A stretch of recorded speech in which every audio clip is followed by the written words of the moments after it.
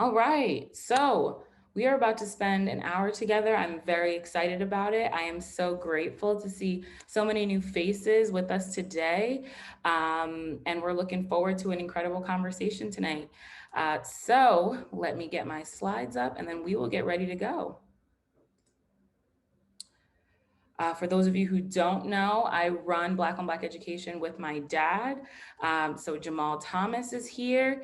He's going to be watching the chat for me because I'm sharing my screen, and we're going to keep it pushing tonight. You all let me know what you need from me on my end. I'm going to try my best to make it work for all of us tonight. Sound good?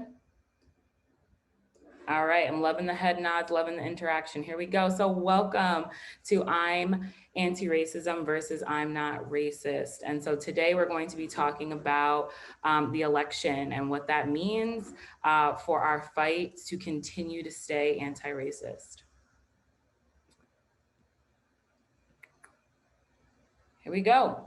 So who am I? My name is Eva Loren Jean Charles. I'm the founder of Black on Black Education. I am dedicated to supporting Black students, and that is why I'm here with each and every one of you tonight. I graduated from the CUNY Baccalaureate for Unique and Interdisciplinary Studies program, where I studied the sociology of educational inequity and social justice in underserved communities. I recently started working as a special education earth science teacher in the South Bronx, and I'm here, so let's do it. Cool, few things to know. All of you who have been here before have seen this slide before. Having the conversation about race is absolutely a difficult one. And so we always want to acknowledge that before we step into this moment. But this is not a monologue. I am not going to talk the whole time. You're going to be able to talk to each other. We're going to be able to engage with one another. And if there are questions at any point, please feel free to stop me. If you came just to listen, that is incredible. But we do want to push you to engage when you are listening using the chat if coming off mute is not something that you're comfortable with. And then we wanted to let you know up front that there will be breakout rooms toward the end of the session so that you have the opportunity to not only talk to me, but to talk to the other people who decided to spend their night here.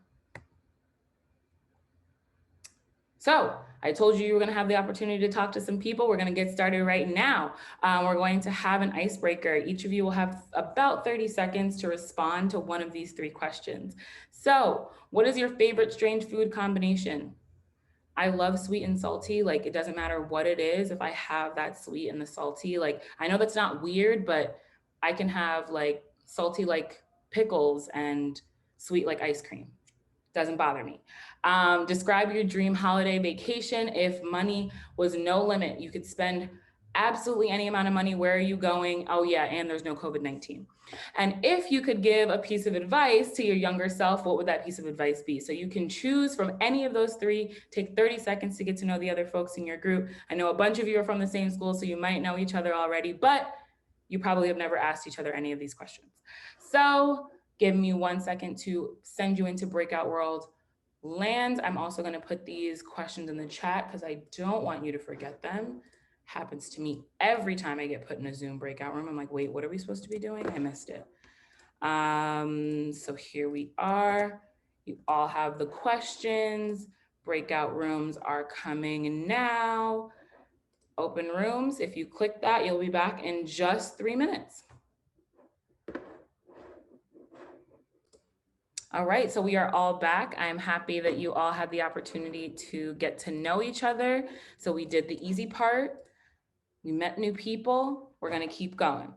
And so let's all, my screen is shared, isn't it? Let me just get a thumbs up. Okay, cool.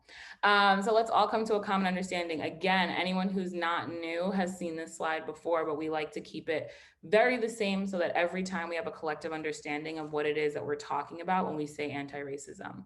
And so just in the words of, hey, Anna, she didn't connect it. Anna has been here every single time. I get so excited every time I see her name. Hey, Anna. In a racist society, it's not enough to be non-racist. We must be anti-racist. And so we are consistently pushing toward that. We are pushing toward a consistent action because anti-racism is an action word. It's not something that you get a certificate in and then you get to just say, now I have it. It's something you consistently have to implement into your daily practices, particularly as educators. And so I'm not racist isn't enough. It's saying that you're not something doesn't mean that you're actively trying to dismantle a thing that has existed for a long period of time. And so a system that has been working to put Black people at a disadvantage for 400 plus years is not going to go away in 2 weeks. And so when you have a commitment and a collective commitment for a long period of time, we start to see the changes in the world that we want to see. And particularly in this conversation with elections, it's in there, right? And so we can't sit idly by and act as though we don't have to fight against racism. And so again, anti-racism is defined as the works of actively opposing racism by advocating for changes in political, economic, and social life. So this is just part of the definition because it is an action word that is consistently changing and evolving. But it's important to even sit in that it's not just how you feel about an individual person, but it's about what you'll do to dismantle a system. And so let's take a quiz. Kayla, if you could help us out, she is going to share her screen and we're going to take a quick little quiz about how much folks in here know about the history of voting in America. And so I'm going to stop sharing my screen so I don't accidentally give anyone any answers. I'm going to allow access so that Kayla, our beautiful, amazing intern who's helping us out tonight, can share her screen. And if you can go to www.kahoot.it, there we go, and put in game pin 5105263 really quickly, give you about a minute to do that. We'll take a quiz as a collective and see who comes out on top. All right, we've got one person in there. We've got 18 people in this meeting, so I want to see that number rise up. All right, here we go. I won't be taking the quiz. I won't cheat. I've seen the slides. All right, let's keep it going. Almost there.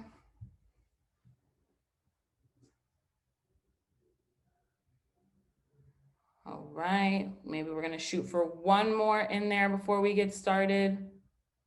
Once we hit start, you won't be able to join. Okay, we did it. I'm gonna give 15 seconds for anybody needs support, let me know in the chat. Beautiful, beautiful. All right, I'm looking for some thumbs up. Anyone struggling, let me know. Thumbs down if you need help. I don't wanna move forward. Okay, all right, we can press start, Kayla. So it will pop up right on your screen or your computer, whichever you're using, and you'll have a few seconds to answer the question. So when was the US Constitution ratified?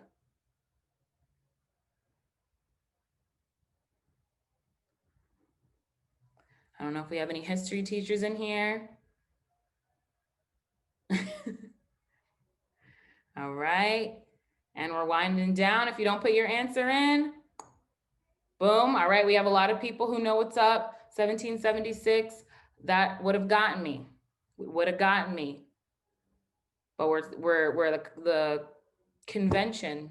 See, look, I just forgot everything that I learned in high school. Like it all just was like, nope, you don't know any of it. Good thing it's all on the slides. Okay, next question. True or false? By 1828, all men were allowed to vote. Yes, we've got false in the chat. All right. Let's get our answers in on the Kahoot. Everybody answered false. All right, let's see. Elizabeth did not come to play today. I'm astounded by that. So we're all clear. What did the 15th Amendment do? All right, we've got answers coming in. 10 seconds left on the clock. I know this is every time I play this, I get panicky. I want to win. 5 seconds. Lisa Bloom is getting it in the chat. Love it. All right, next question. Elizabeth. Whew. Just trying to just blaze them all tonight. Which of these was the way to suppress Black voters? So we've got poll taxes, literacy test, physical intimidation, or all of the above. Lisa Bloom, if you were in this Kahoot, you'd be giving Elizabeth a run for her money. All right, great job. Oh, it's getting crazy. It's getting a little crazy. Let's keep going. Let's see who's going to make it out on top. 2 questions left. The 19th Amendment granted women the right to vote. True or false? Got 10 answers in. Almost everyone has decided. Beautiful. Yes, here we go. Let's see. Oof. Come on, Elizabeth, you got this. For the last question, for the kill, what was the Voting Rights Act of 1965? Which one was it? Let's see. 12 seconds. 8 people felt confident. Oh, 11 are already, and there we go. Awesome. So those were our 6 questions. We got started.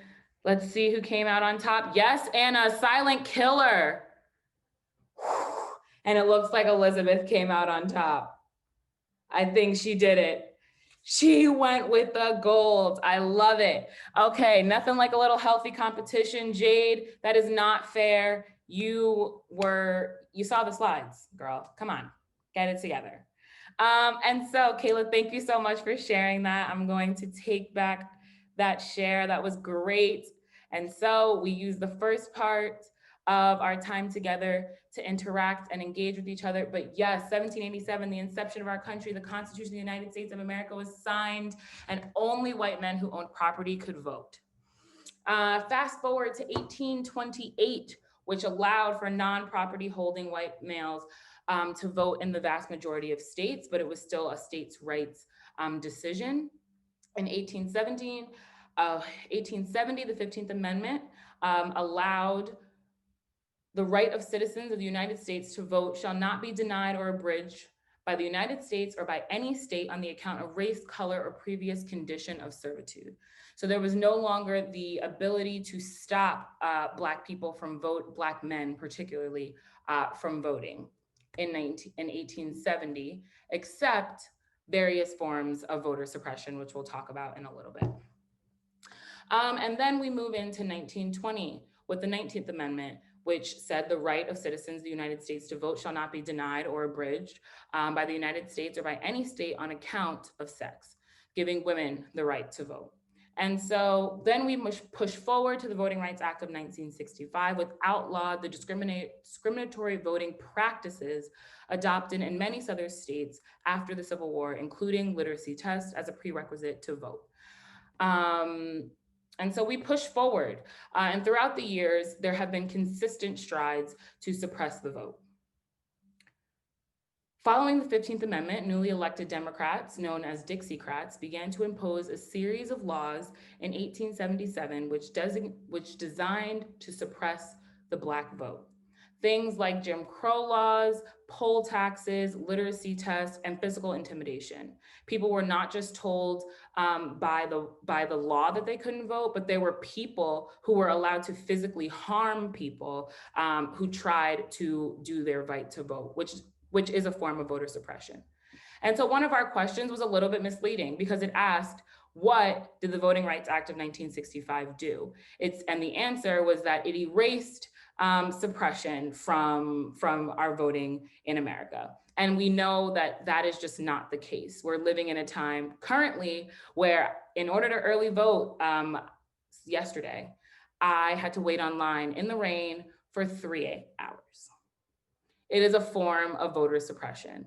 And in a even more low-income area in Westchester County, which is a wealthy county in New York, there were people who had to wait online for 8 hours to vote on Saturday and Sunday this year. And that can be said in places all around the country. And so voter suppression modern day looks different than it did in the past. There aren't poll taxes or literacy tests, but in 36 states, having identification required at the polls. That now it might seem like, why do we need to people should have to be able to show us their identity, right? But then you think about how often it is that people in low-income areas do not immediately get a license because they can't pay the fee that it is to put that license in place in order for them to receive it. And then they get themselves in a position where they're not allowed to vote. Voter purges have increased in recent years. So a Brennan Center study found that almost 16 million voters were purged from the rolls between 2014 and 2016. They don't have to tell you that you've been purged from the roll. So you don't know that you have to re-register until you get there on the day after registration has closed and you no longer have ability to vote. And the jurisdictions with a history of racial discrimination have seen even more significantly higher purging than places that do not. And so we're thinking about how it is that in 2020, someone has to wait on a line for 3 hours, or someone learns on election day that they can't vote, or that some states won't allow mail-in, that you have to ask for a ballot when everyone should not be denied a ballot in a global pandemic. But we won't continue to get into that. So, felony discrimination. If you are someone who is convicted of a crime, convicted of a felony, you lose your right to vote in many states. The reason that this is a problem is, one, we know that Black people are disproportionately involved in the criminal justice system. We also know that we are supposed to live in a society that when you pay your debt to society, you are now able to leave the institution and better yourself. But how do you do that when you do not have the opportunity to do your civic duty and vote?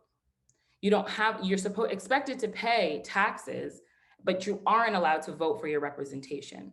That is a form of voter suppression. And the mass closing of polls, particularly in areas where low-income people live. And that is how we end up with lines for 3 hours that disproportionately affect people who are in low-income backgrounds, who don't have the ability to take off work or don't have election day as a day off, and then lose their ability to have their vote count on election day. Even further, not too long ago, the US Supreme Court held that it is unconstitutional to use the coverage formula in Section 4B of the Voting Rights Act to determine which jurisdictions are subject to the preclearance requirement of Section 5 of the Voting Rights Act. Struck down the heart of the Voting Rights Act of 1965 by a 5-4 vote, freeing 9 states, mostly in the South, to change their election laws without advanced federal approval, which means that historically, states in the South have done everything that they can to suppress the vote, particularly in areas where low-income people and people of color live. And so these are the things that we're talking about when we talk about voter suppression and what needs to happen to be anti-racist in our political lives. Felony disenfranchisement, this is what it looks like. So no voting restrictions are only in 2 states for people who are felons. And you can continue to see with this in what states, particularly in areas in the South, where voting restrictions for felons in prison, parole, and probation. So even after you fulfill your debt to society, you're not allowed to vote and not allowed to be represented, although you are allowed to be taxed by the government. And so let's start to think about the power of your vote. If voting didn't matter much, foreign governments wouldn't try to influence it. And if voting didn't matter much, we wouldn't see efforts in America to make it harder for certain people to vote. So for those of us who have the opportunity to do so, it is extraordinarily important to wait on that 3-hour line to have your vote counted, particularly in an election that, to me, has the ability to change the course of what America will look like in the next 20, 30, 40, and 50 years. And that was said by Kim. I'm not going to butcher the last name, so we're just going to let it go. Don't want to butcher it, and they're not here for me to ask them. And increasing the number of people that vote in each election means better representation and more funding to our communities, particularly in local elections. And so in this moment, what is on all of our news is the presidential election. What's going to happen? Who's going to run the country for the next 4 years? And I think that that is extraordinarily important. As I said, we are at an election that I think is going to have an extraordinary impact on what our country looks like in the future. But that doesn't mean that I am not paying attention to what's going on in my local community, because that has so much more power over what happens. If you want the police who kill unarmed Black people to be brought before a court of law, well, that's not a choice that us as humans can make with our that's not a choice that we can make in that moment. It's a choice that we make when we elect the DA, when we elect the people who are in our communities that have the ability to change that. So if we want our mayor to stand up when something happens, you have to elect someone who's going to do so and not sit idly by and letting those local elections that don't seem to matter as much because not as many people vote for them. Those are the ones that really affect what happens on a day-to-day in our local communities and to the people who we love and care about. And so, like I said, we are going to have a breakout room so that you have the opportunity to talk about how you feel about your power to vote. And so just before we do that, I want to give the opportunity for us to have a conversation about what the norms are in the breakout rooms. So this space was curated because of what happened to George Floyd. It just seemed so necessary for folks to be able to come into a space and talk about a very uncomfortable conversation in a way that is low stakes and where everybody's in the moment so that they can learn. And so we're going to break you out into those groups. You're going to have 10 minutes to have this conversation, but we really do want to make sure that we're staying respectful of the dialogue. If someone says something that you don't like, let them know that, but let them know in a way that is telling them how it made you feel when you heard it, rather than attacking their point of view. We have had a 100% success rate, everyone coming back with smiles from our breakout rooms. We always like to share that so that we make sure that we're all calling each other in and not calling each other out. And so in the breakout room, which I will also make sure it goes into the chat, that you share your personal views about voting. I know people who it took them a very long time to decide that voting was something that they wanted to do in their lives. I know some people who will not vote at all. I know some people who this is their first election. And so everyone has different personal views and they come to this very differently. So what are your beliefs about your power of your vote? What are your beliefs about how voting can change the world? And I know that some people in here are teaching high schoolers. I'm teaching 12th graders. A lot of my students are old enough to vote. And so really talking to them, even in an earth science class, about what it means to our planet, depending on who we vote for. And so how we can bring those conversations into our classrooms. And so there's going to be a Padlet link also coming in the chat. And that link is where we just want you to share some of the things that you talk about and what you bring from the group. So that when we come to the big group, we can discuss all those things together and look at them as a collective. I am going to ask some folks to come off mute. So I just wanted you to be prepared for that when we do come back from our 10-minute breakout room. Anybody have any questions about what we're doing before we hop in? All right, good to go. I love it. Love the thumbs up. And so Zoomiverse is going to send you into breakout rooms. Let me know if you didn't get the notification.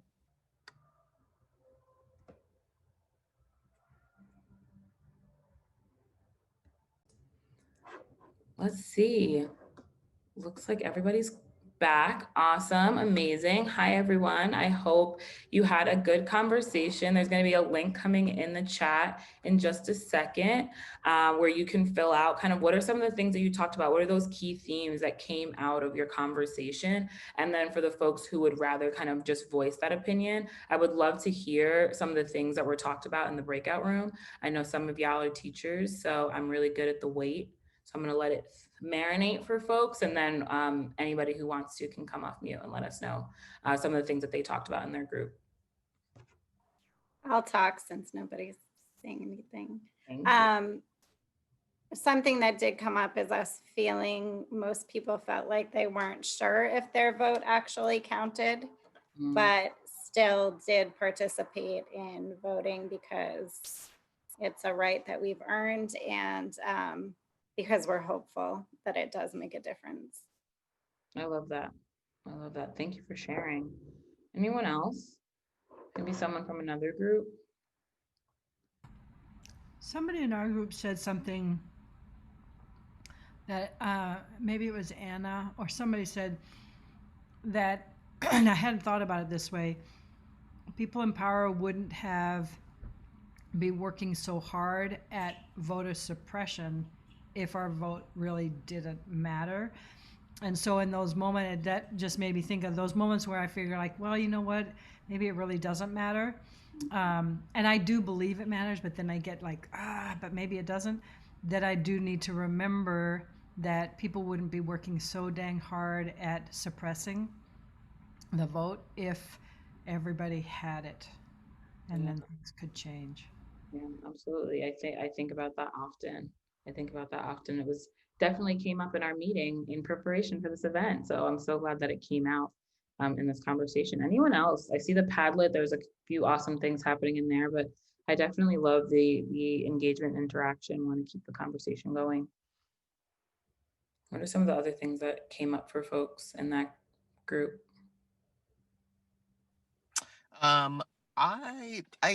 It made me think about my different experiences living in different states and voting.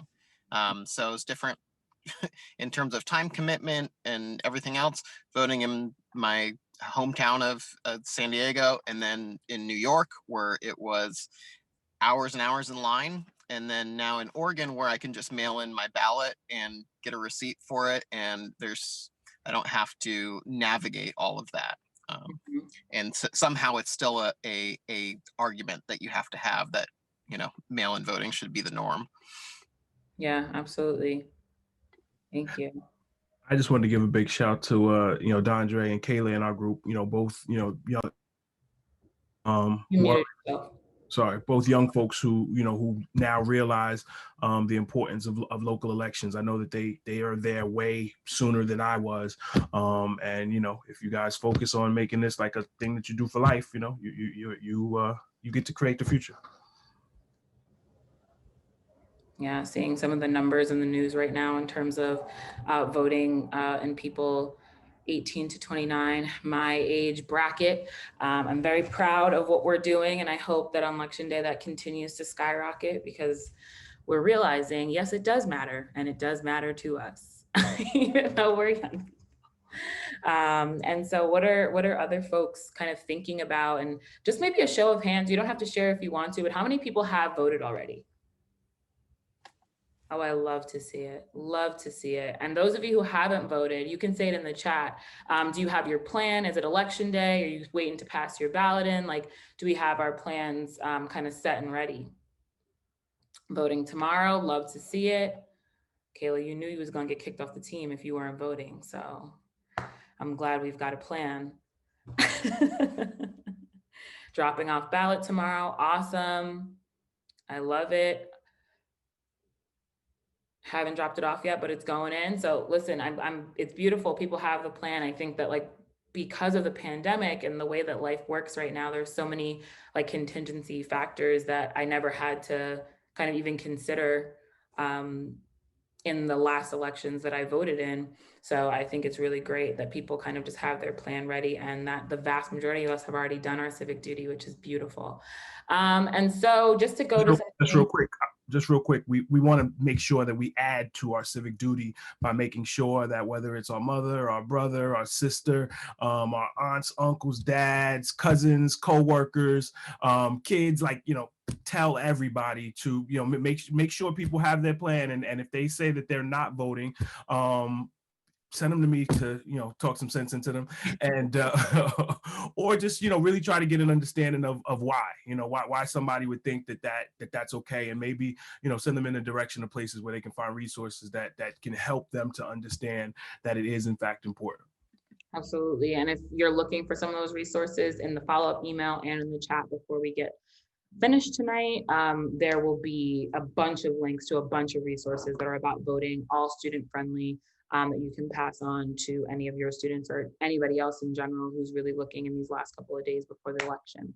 But going into the Padlet, I saw some things about Supreme Court nominations, which is huge and extraordinarily important when we're thinking about who we're going to vote for in the next election. This person said, I was devastated by yesterday's election, but more so, I do believe that not many people understand that these nominations can retract progressive laws we've been fighting for years. So that one was huge, and I appreciate that person's vulnerability there. Does anybody want to share anything else or kind of like first thoughts when they heard that?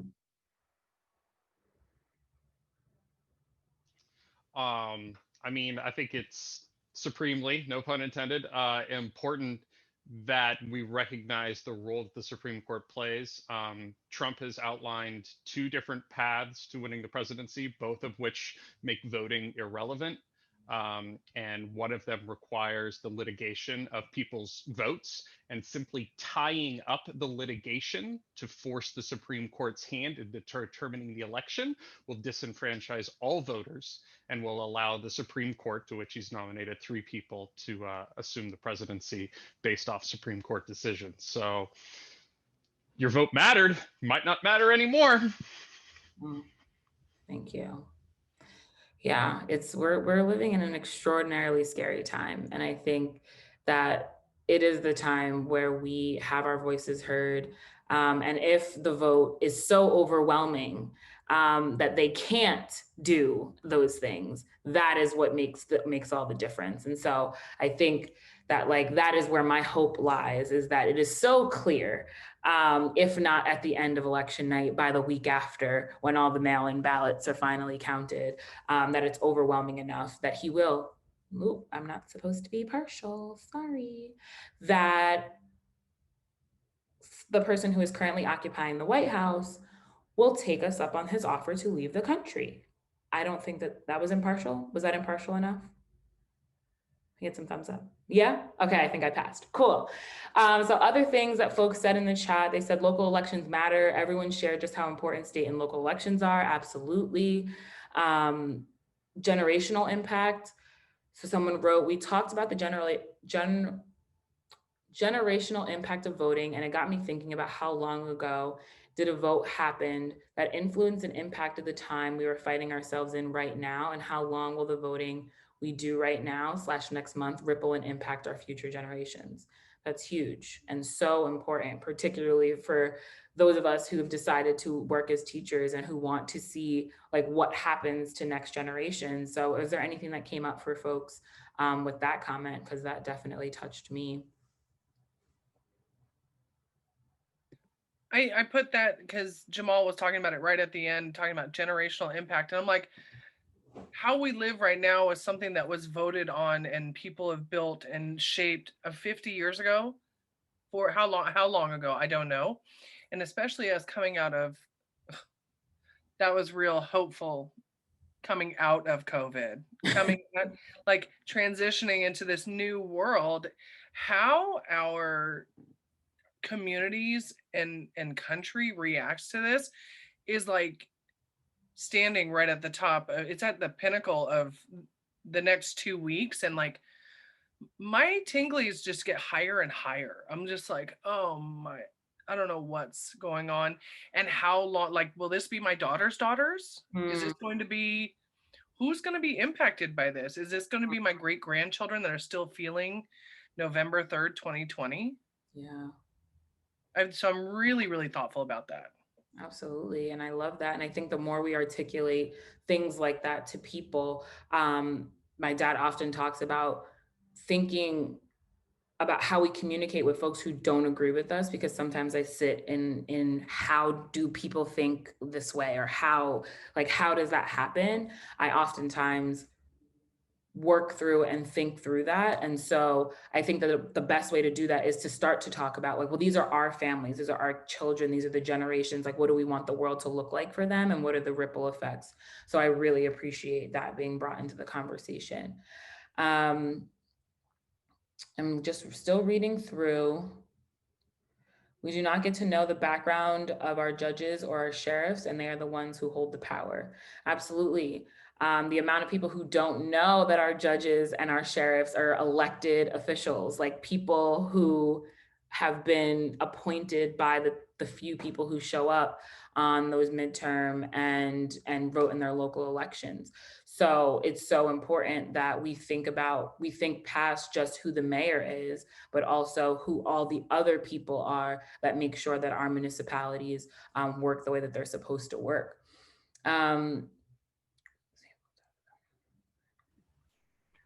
While you're reading, I'll quickly acknowledge what I noticed here on the Padlet, where I know my vote is counted, I know it's real, but small states, it just moved.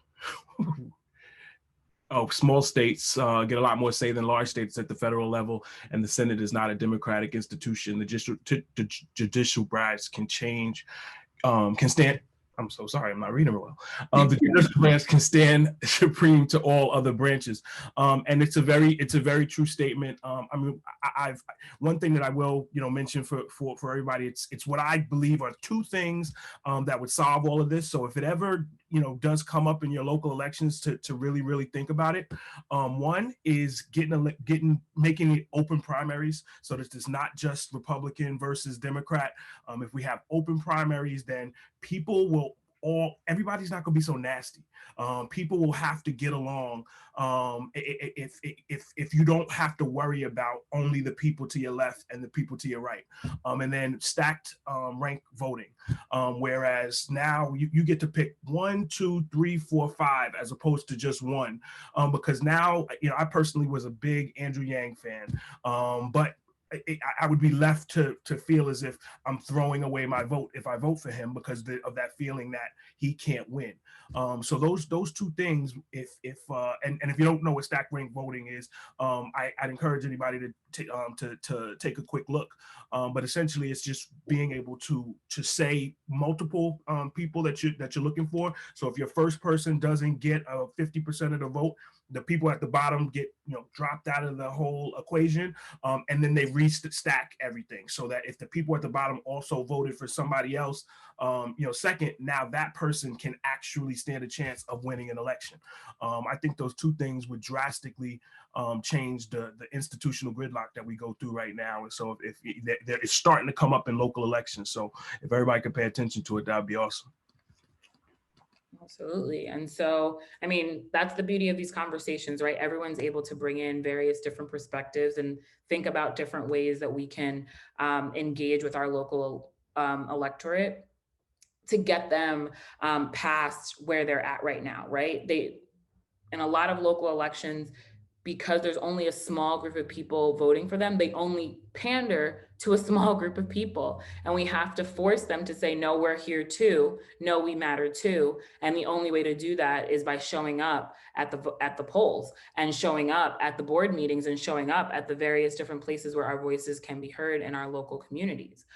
Something else that popped up on the Padlet, the last one that I want to talk about before we kind of start to close out tonight, is who does the government work for? It feels like government on the federal level has forgotten that they work for the people and we do not work for them. I absolutely loved this comment, and I loved it for so many reasons. I loved it, one, because I feel like it shows up for this idea that we're starting to get what it is that government and the powerful people, what they want us to feel. They want us to feel like we have no power, so we stay at home and we don't vote. They want us to feel like they're going to do what's going to happen regardless. And so why would we engage, right? And so what this person is saying is, let's get them, or what I'm hearing when I read it, I should say, is let's get them to understand that they work for us, right? And to hold them to account for what we want from them. And so I hope that that is exactly what happens in this next election. I know that everybody who's here has already done, or most of the people who are here have already done and have their plan to do what's necessary to make sure that they understand that, again, they vote for us. So thank you all so much for engaging in that conversation. In our last 6 minutes, we want to open up time for everyone in here who today, right now, literally before you log off, today is the last day to request an absentee ballot in Arkansas, California, Hawaii, Kansas, Kentucky, New York, Virgin Islands, Virginia, Tennessee, Pennsylvania, Oklahoma, North Carolina, and Nevada. So I know a lot of folks on here, you're not on this list. I don't know if that means that it was already too late or that you still have more time, but I do know that if you know anybody, love anybody, care about anybody in any of these places, please shoot them a text tonight and tell them that if you did not request your absentee ballot and you won't have the opportunity to go and vote in person, please do so by the end of tonight so they can get that ballot and they can make sure that their civic duty is done by next week. And so if anybody, I'm going to give a chance, if anyone wants to screenshot this, wants to take a picture of it, the slides will be coming in the morning, but we want to make sure you still have it tonight. So please, please, please, if you can, take a screenshot, send it to those who you love, who might live in any of these places, so they do not have to go in, they can just drop off their ballot. All right, and then we want to open up space for questions, concerns, comments.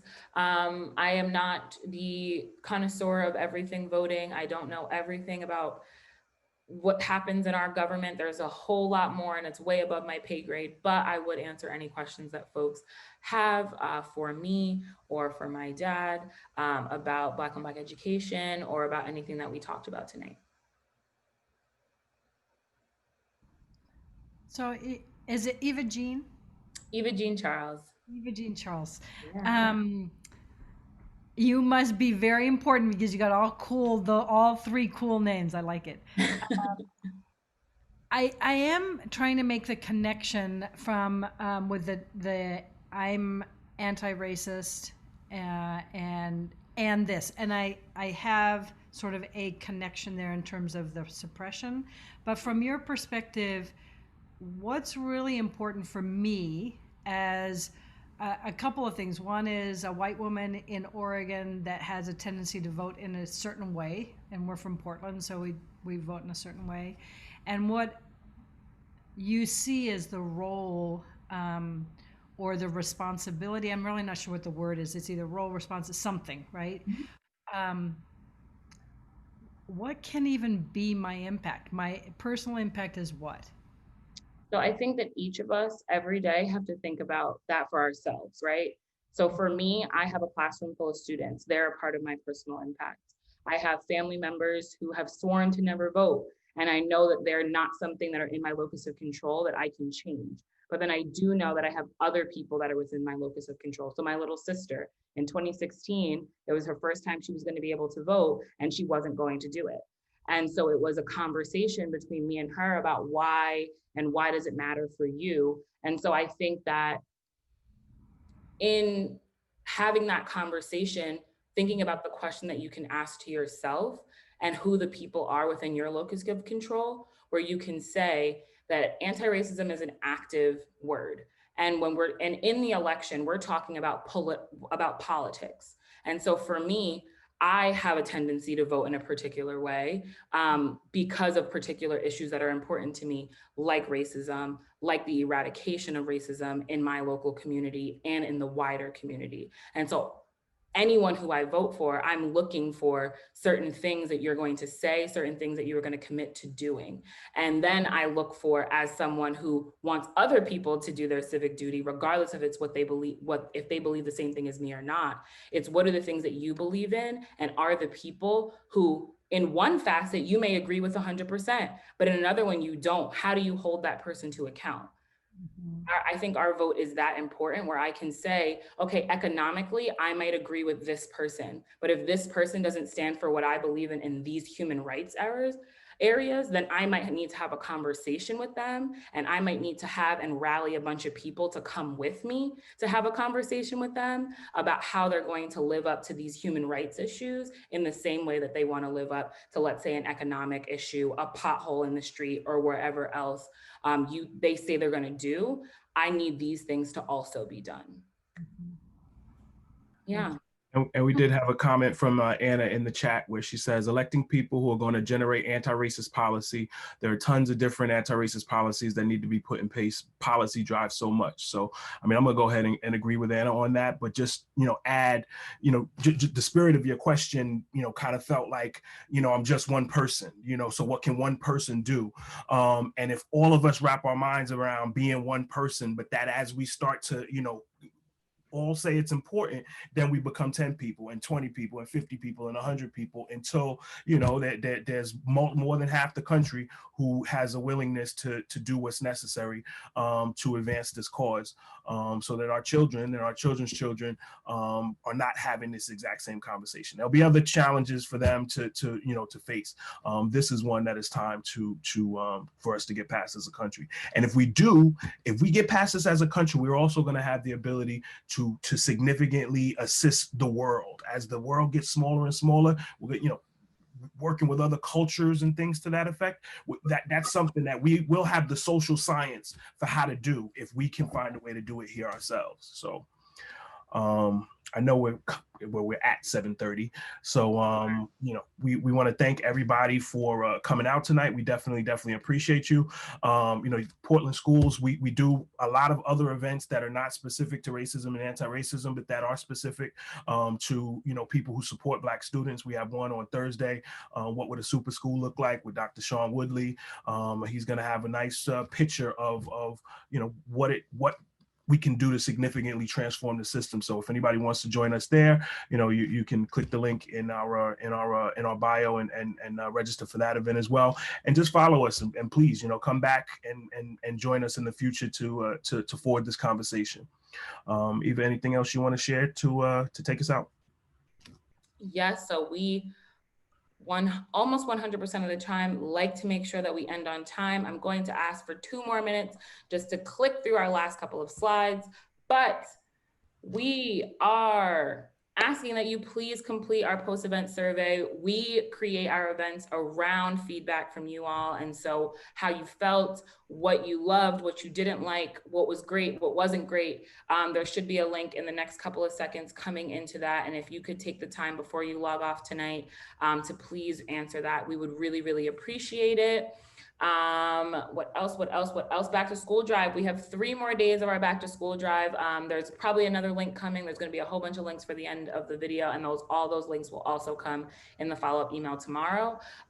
But we're doing a school supplies drive. There's a lot of students in low-income areas of color, particularly in our home neighborhood, Greenberg Central 7 school district. Beautiful. Which is literally like not even 2 minutes from my house. We are going to be donating backpacks, tape, scissors, staplers, folders, and a bunch of other things. And so we would love for you to be able to donate to that if that is something that you are capable of doing right now. Also, if you want to go to the polls and or stay home and watch the election and do anything else in a comfy, cute t-shirt, we've got one right here for you, and all the people in here who are repping them are letting everybody know. Last thing is thank you to our team. Black on Black Education would not be anything if it was not for these awesome, incredible people who made sure that this event goes off without a hitch. And last but not least, my dad already said it, I do this every time. I skip the contact slide every time. This is how you can reach me if you ever want to talk, ever want some resources. We have a bunch of anti-racism teacher resources on our website, and those will come out to you in that email as well. But if you ever want to reach out, eva@blackandblackeducation.com is the best place to reach me. And this is the final slide. Thank you so much. I did it in 2 minutes. Have a great evening. Bye, everybody. Thank you guys so much.